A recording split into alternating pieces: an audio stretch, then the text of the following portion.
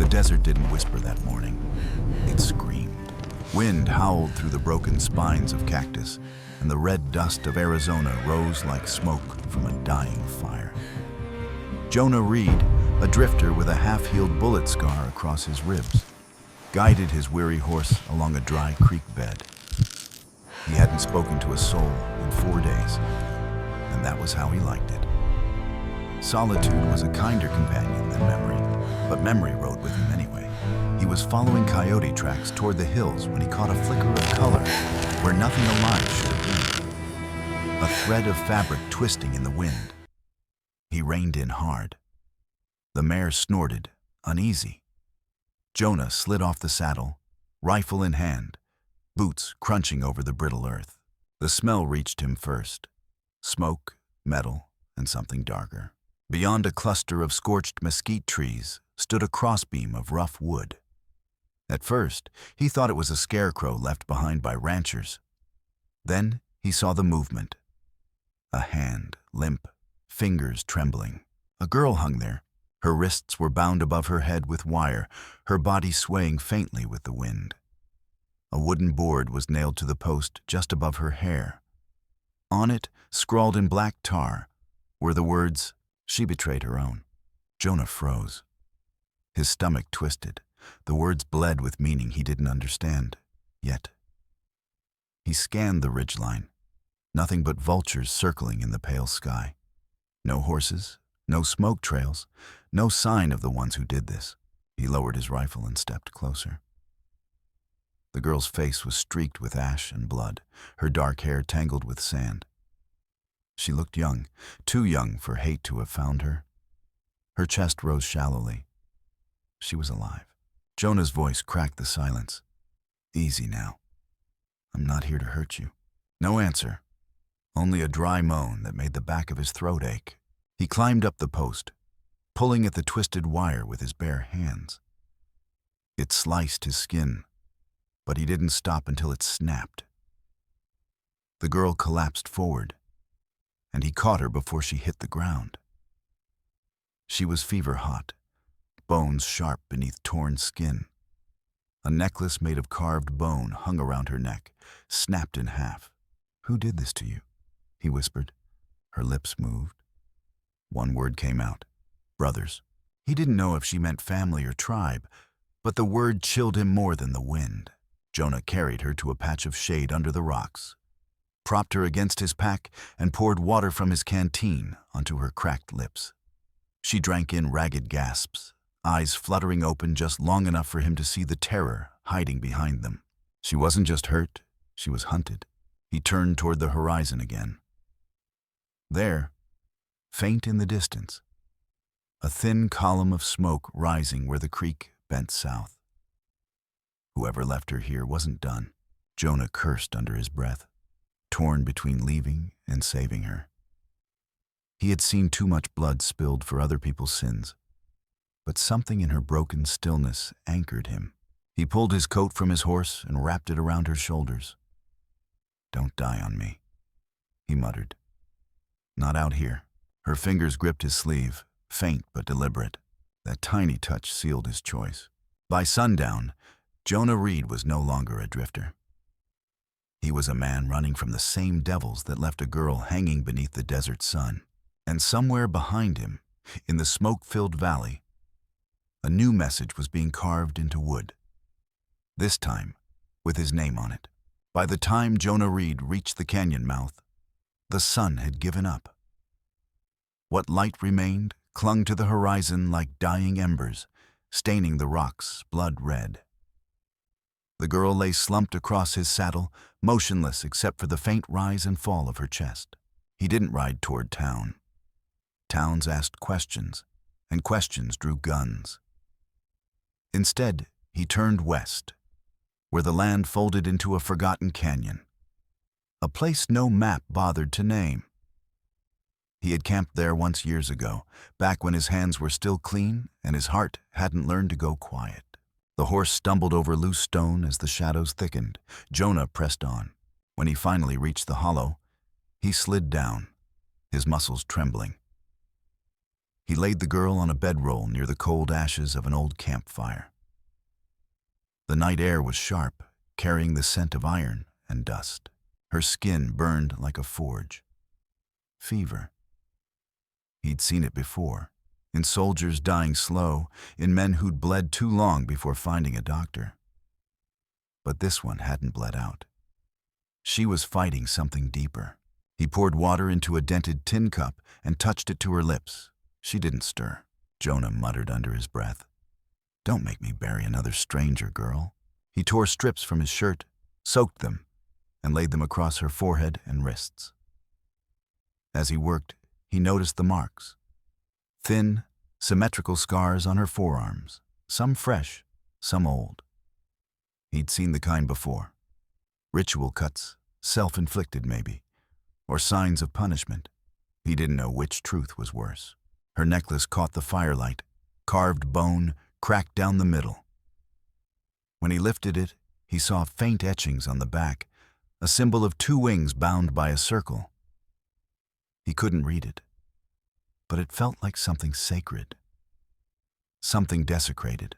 The wind shifted, and the horse snorted nervously. Jonah looked up. Across the ridge, fire flickered. 3 torches, moving slow, deliberate. His heart kicked hard against his ribs. "They're tracking," he whispered. He killed the small fire and pulled his rifle close. In the dim light, the girl stirred for the first time. Her eyes opened, dark, unfocused, yet ancient. "Don't let them take me," she rasped. Her voice cracked like dry bark. Jonah knelt beside her. "Who are they?" Her lips trembled. "My kin, and not my kin." He frowned. "What does that mean?" She swallowed painfully. "They call me traitor. Say I led the soldiers to our camp." Her breath hitched. "But I didn't. I only went for water. When I came back, everything was burning." Jonah's stomach sank. He'd seen enough massacres to fill 3 lifetimes. But hearing it in her voice made the silence after heavier than gunfire. "What's your name?" he asked. Her eyes drifted toward the sky, unfocused. "Maya," she whispered. "It means forgiven. But no one forgives me now." Jonah felt something twist inside him, a familiar ache, sharp and old. He reached for his canteen again, forcing calm into his hands. "You're safe here, Maya." She blinked once, slow and uncertain. No one's safe in this land. Then her eyes rolled back, and she collapsed into sleep. Jonah sat there a long time, listening to the wind drag sand across the stone.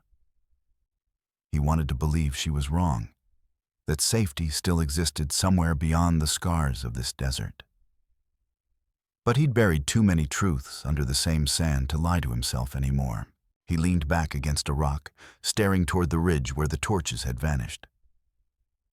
His mind went to another fire, another night, years ago, when he had come home from a cattle run to find his cabin burned to the ground. His wife and son gone. They said it was Apaches. Maybe it was. Maybe not. The only thing left unburned was a single shoe, small enough to fit in the palm of his hand. That night, Jonah had sworn never to save another soul. Now here he was, hands raw from cutting wire, heart tangled in something he didn't understand. The wind carried a sound, a coyote's howl, long and low. Jonah pulled the girl's blanket higher, checked his rifle, and waited for dawn. When the first light touched the canyon walls, she was awake, sitting upright. The fever had broken, but her expression was changed, distant, haunted. "You should have left me," she said flatly. Jonah poured coffee into a tin cup and handed it to her. "Guess I'm not good at doing what I should." Her gaze lifted toward him, wary but curious. "You don't even know who I am." He sipped his own cup. "Don't need to. I just know the desert ain't got enough graves to feed on another innocent." For the first time she smiled, faintly, bitterly. "Then you don't know this desert." Her words hung in the air like a prophecy. A few minutes later, Jonah walked out to check the horse trail. What he saw turned his blood cold. A fresh set of boot prints, pressed deep and deliberate, leading straight toward the canyon mouth. Maya's kin had found them, or her hunters. He didn't know which was worse. Jonah crouched by the prints, tracing one with his thumb. The edges were crisp, no more than a few hours old. Whoever made them wasn't rushing. They were stalking. He rose slowly, eyes scanning the canyon walls. The air was still. Too still. Even the wind seemed to be holding its breath. Back at the camp, Maya knelt near the ashes, her eyes wary. She saw the look on Jonah's face and didn't ask. She already knew. "They're close," he said. She didn't flinch. "They won't stop until I'm dead." Jonah tightened the strap on his rifle. "Then we better make 'em work for it." He packed fast. Water, jerky, bullets. Maya tried to stand but staggered. He caught her arm. The fever might have broken, but exhaustion still clung to her bones. "Can you ride?" "If I can breathe, I can ride," she said, defiance flickering beneath her calm. Jonah almost smiled. Fire, he thought. She's still got fire left. By mid-morning, they were riding through the dry gulch. The sun burned overhead, a white eye watching without pity. For miles, the only sound was the horse's hooves crunching gravel and the faint creak of leather. Then came the echo. Distant at first, then closer. Another horse. Jonah jerked the reins, pulling them into a shallow ravine. He dismounted, pulling Maya down beside him. They crouched behind a boulder, the heat pressing against their backs. 3 riders emerged at the mouth of the canyon, moving in a tight triangle. One wore a dark coat with a silver badge glinting on his chest.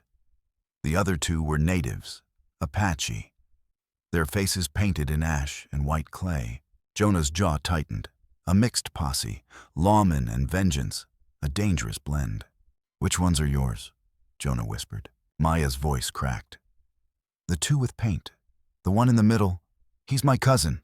Jonah's eyes flicked to her. "Your cousin? He thinks I led soldiers to our camp. He watched them hang my father. Now he wants to hang me." Her voice didn't shake, but her hands did. The men stopped where the canyon split in 2. The leader dismounted, scanning the dust like a wolf sniffing a trail. He knelt, touched the ground, then turned to his companions. "They'll find us," Maya murmured. "He always finds what he hunts." Jonah chambered around into his rifle. "Not today." He gestured toward the far ridge. "Up there, see that narrow path? If we can get to the plateau, they'll lose sight of us." She hesitated. "There's no cover." He gave a grim smile. "That's the point. Nobody looks for the living where the living can't survive." They scrambled up the slope, boots sliding on loose stone. Below, the men's voices echoed, sharp, angry, getting closer. Dust plumed where horses kicked against the canyon floor. Halfway up, Maya slipped. Jonah grabbed her wrist just in time, hauling her up by sheer will. Her breath came in short, ragged bursts. "Keep going," he hissed. A rifle cracked. Stone exploded beside them, spraying shards into the air. "They've seen us." Jonah shoved her behind a ridge and returned fire. One shot, precise, deliberate. It struck the lead rider's hat clean off. The echo rolled through the canyon like thunder. The hunters pulled back for cover, firing blindly. Bullets whined off rock. Jonah's rifle clicked empty. He ducked down, chest heaving. 6 left, he muttered. "For them or for us?" Maya asked, eyes dark. "Depends who's quicker." The next shot tore through his sleeve, grazing his arm. Blood bloomed through the fabric. Maya grabbed his knife, pressing her palm against the cut. "You're bleeding too much." He met her gaze, fierce, unyielding. "Better me than you." For a moment, silence. Then the faint, metallic sound of boots on rock, climbing. The hunters were coming on foot now. Jonah looked around. The ridge narrowed to a sharp ledge with a 50-foot drop. Behind them, nothing but sky and the long fall of the desert floor. "We can't outrun them," Maya whispered. Jonah's mind raced. Then his eyes caught something. An old mining cart track leading into a dark fissure carved into the cliffside. "There," he said, pointing. "Go." They dashed toward it, ducking into the shadows just as a bullet shattered the rock beside Maya's shoulder. The passage was narrow, the air thick with dust and echoes. Their footsteps seemed to chase them. At the far end, the tunnel opened into a cavern, wide, dim, and filled with the rusted bones of an abandoned mine. Lantern hooks hung from the ceiling, and old rail carts sat derailed in silence. Jonah lit a match, the glow flickering across broken tools and cave drawings, symbols of birds, suns, and fire. Maya froze when she saw them. "This was my people's," she whispered. "Before the miners came." Jonah nodded grimly. "Guess they left more than gold here." Behind them, voices grew louder. The posse was closing in. Jonah turned to her. "You hide, deep as you can go. If I don't come back—" She cut him off. "Don't say that." He looked at her. Really looked. And saw in her eyes the same fear that had lived in his for years. The terror of losing someone again. "I've already lost too much," he said softly. "This time I'm choosing who walks away." Then he stepped out into the open tunnel. The first man appeared seconds later. The one with the badge. Jonah fired before the man could raise his rifle. The echo slammed through the cave like thunder. Another shot. Another cry. Then silence. Jonah waited, a whisper of feet behind him. He spun, too late. The cousin lunged from the shadows, knocking him hard against the wall. The knife flashed in the dim light. Jonah caught the wrist mid-swing, twisting. The blade clattered to the ground. They grappled, rolling in the dust, fists landing hard. The cousin slammed Jonah's head into the rock. Stars exploded behind his eyes. "You took her," the cousin snarled. "You took the traitor." Jonah spat blood. "I saved her. She doesn't deserve saving." Jonah's voice came like gravel. "Then neither do I." He drove his elbow up, catching the man's jaw, grabbed the knife, and thrust it upward. The cousin fell back, still, silent, eyes wide in disbelief. Maya appeared behind him, trembling, her hand over her mouth. Jonah stared at the body, chest heaving. "He would have killed us both." Her voice was barely a whisper. "He already did." The sound of distant hoofbeats echoed through the canyon again. More riders were coming. Jonah met her eyes. "Then we keep running." He grabbed her hand, and they vanished into the labyrinth of tunnels. Two hunted souls swallowed by the mountain, carrying with them the ghosts of everyone they could not save. They ran until the light vanished behind them. The mind swallowed sound, swallowed breath, swallowed the world. Jonah's lantern flickered weakly, throwing gold ribbons of light across the walls. Timber beams groaned above them, old as the bones of the earth. Every step stirred echoes that came back slower, lower, as if something unseen was following just beyond the glow. They stopped only when the tunnel opened into a cavern so wide it might have once held a river. Piles of rusted ore carts and broken pickaxes lay half buried in dust. The air was thick with silence and the metallic taste of old ghosts. Jonah leaned against the wall, chest heaving. Blood seeped through the torn fabric of his shirt. The wound from the fight was deep. Maya knelt beside him, tearing a strip from her sleeve. "You're bleeding again," she said, voice tight. He gave a half smile. "You keep saying that like it's news." She ignored him, pressing the cloth to the wound. He hissed, muscles tensing. She didn't flinch. "Hold still." "I am." "No, you're not. You're shaking." "That's not fear," he muttered. "That's pain." Her eyes lifted to his. Dark, luminous, searching. "You don't fear pain?" Jonah's voice dropped low, almost tender. "Not the kind I can bleed out." For a moment, their faces were inches apart. The flicker of the lantern painted her skin in amber and shadow, her breath shallow but steady. His heart pounded like the rhythm of the desert wind outside. Steady unyielding, alive. Maya tore another strip and wrapped it tight around his ribs, fingers brushing his skin. The contact made him flinch, not from hurt, but from how long it had been since anyone had touched him without anger. She noticed. Her hand lingered. "I saw the way you looked at that boy you killed," she said softly. "The one in the tunnel." Jonah swallowed hard. He wasn't a boy, but you still grieve him. He didn't answer.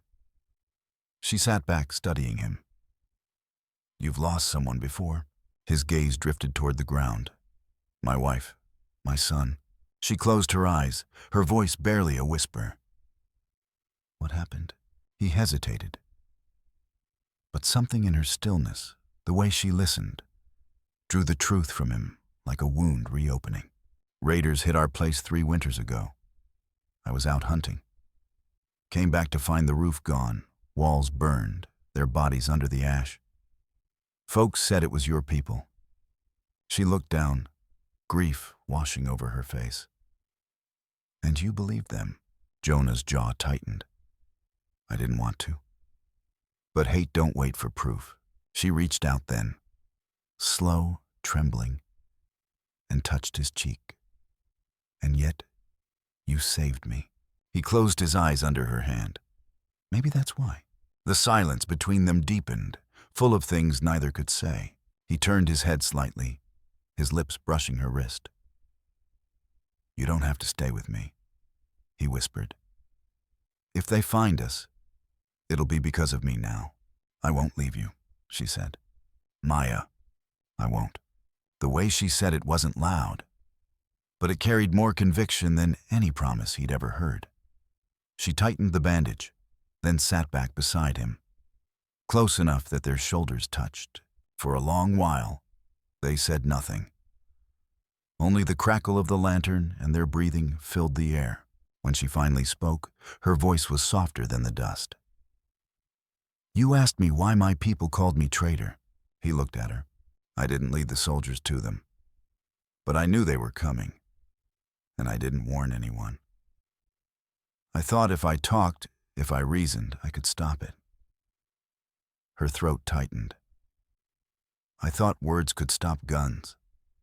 Jonah's hand found hers. Rough palm, warm touch.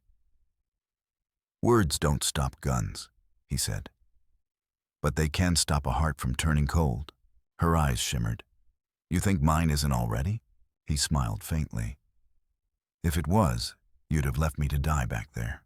She turned toward him, eyes wet but bright. "You don't understand, Jonah. Everything I touch burns." "Then let it burn," he said, voice fierce, low. "I've been cold too long." The words hung between them. Fragile, reckless, alive. She stared at him, searching for deceit, finding none. Then, slowly, she leaned forward. The space between them closed like dusk swallowing the day. Their lips met, hesitant at first, then desperate, as if they were kissing to stay alive, to steal warmth from the ashes of the world. His hand found her back, pulling her close. Her fingers slid into his hair, the taste of dust and blood mixing with the salt of tears. The lantern trembled on its hook, casting their shadows in wild, trembling shapes across the stone. When they finally broke apart, both were shaking. Maya rested her forehead against his. "This is madness," she whispered. "Maybe," Jonah said, his voice rough. "But it's ours." She let out a trembling laugh that sounded almost like the beginning of hope. Outside, thunder rumbled, a storm rolling over the desert. Rain began to fall through cracks in the rock, soft and distant, the first in months. The sound filled the mine like a heartbeat. Maya leaned back, eyes closed, listening. "My people said rain means the spirits forgive." Jonah's gaze lingered on her face, the strength in it, the fragility. "Then maybe tonight, we both get forgiven." She smiled faintly. "If the spirits forgive us, who'll forgive the world?" He touched her chin, lifting it. "Maybe love will. They sat together through the storm, sharing silence, warmth, and a sliver of something that felt like redemption. But outside, the desert didn't forget. When dawn came, the rain had stopped, but fresh hoofprints marked the mud outside the mine. The posse hadn't given up. They had simply waited for daylight. Jonah woke first. He watched Maya sleeping beside him, her face peaceful for once. Then he saw the light on the wall, flickering, moving, firelight. "Get up," he whispered, shaking her shoulder. "They're here." Maya's eyes snapped open. She grabbed his hand. "Then we run again?" He looked toward the tunnel, then back at her. "No," he said quietly. "We fight." He loaded his last 2 bullets, handed her the knife. Their eyes met, and no more words were needed. As the first bootsteps echoed down the mine, Jonah thought of all the graves he'd dug, and how love, once it takes root in the ruins, refuses to die quietly. The echoes of boots came first. Slow, deliberate, the sound of men who believed they'd already won. Jonah and Maya crouched behind an overturned ore cart, breath shallow, fingers tight around steel and resolve. The morning light spilled faintly through the cracks above, catching on the dust motes that swirled like tiny spirits waiting to see who lived, who didn't. Jonah looked at her one last time. "If I fall, you run south. Follow the river until you find the bend. You'll see birds nesting in the cliffs. There's a valley there. You'll be safe." Maya shook her head, fierce and trembling. "Don't talk like that." He gave a faint smile, weary, crooked, achingly human. "Somebody's got to." Then the first shot tore through the quiet. Wood splintered. Dust filled the air. Jonah fired back, his rifle kicking hard against his shoulder. A man screamed, fell. 2 more advanced. The mine roared with chaos, thunder, echoes, fear, courage, all tangled together. Maya stayed low, her knife ready, her breath steady despite the pounding in her chest. She'd been hunted before, but never had she chosen to stand. Jonah fired again. The bullet caught a torch in a man's hand. Flames burst across the tunnel wall, licking the beams like hungry tongues. "Fire!" someone yelled. In the chaos, Jonah grabbed Maya's hand. "Come on!" They ran deeper into the mine, the light behind them turning orange and hellish. Smoke rolled through the tunnels, thick and choking. Every breath burned. At the far end, they reached a narrow shaft that led upward, daylight spilling faintly through the cracks above. Jonah boosted her first, hands shaking but strong. She climbed, coughing, clawing her way toward freedom. Halfway up, she looked down. Jonah wasn't moving. He stood below, swaying, blood dark on his shirt. "Jonah!" she cried. He looked up, smiling through the smoke. "You remember what you said?" She shook her head, tears cutting through the soot on her cheeks. "That you wanted to live," he said. "Then do it. For both of us." The structure groaned, beams snapping under the weight of the fire. A section collapsed, sealing the tunnel between them in a burst of dust and flame. Maya screamed his name until her voice broke, but the only answer was the sound of falling rock. When she clawed her way out into the open air, dawn had broken across the desert. The rain from the night before had left the world washed clean, or trying to be. Smoke rose from the canyon mouth, curling skyward like a funeral prayer. She collapsed to her knees, gasping, coughing, clutching the earth as if it might hold him somewhere beneath. Behind her, hoofbeats approached. Her first thought was fear, that they'd come back. But when she turned, she saw one rider, alone. The man with the silver badge. He reined in beside her, staring at the smoke. Who else was down there? She didn't answer. He looked at her. This thin, soot-streaked girl with eyes that had seen too much. Was it the outlaw? Her jaw tightened. He wasn't an outlaw. The man frowned. Then what was he? She rose to her feet, unsteady but proud. A man who remembered what mercy looks like. The badge glinted in the sun as the officer looked away. For a long moment, neither spoke. Then he said quietly, "You should go. Nobody'll believe your story. Not here." She nodded once. "They don't have to." He tipped his hat, then turned and rode off, his silhouette swallowed by the light. Maya stood there until the sun was high enough to warm her face.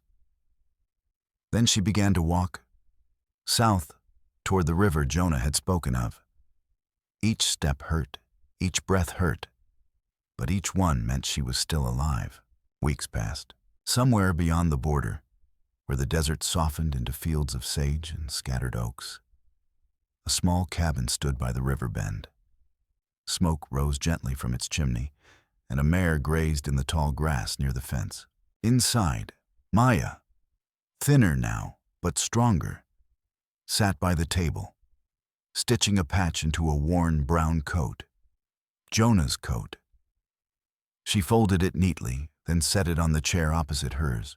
Beside her on the windowsill lay a wooden carving, a bird with wings spread wide, its feathers etched in flame.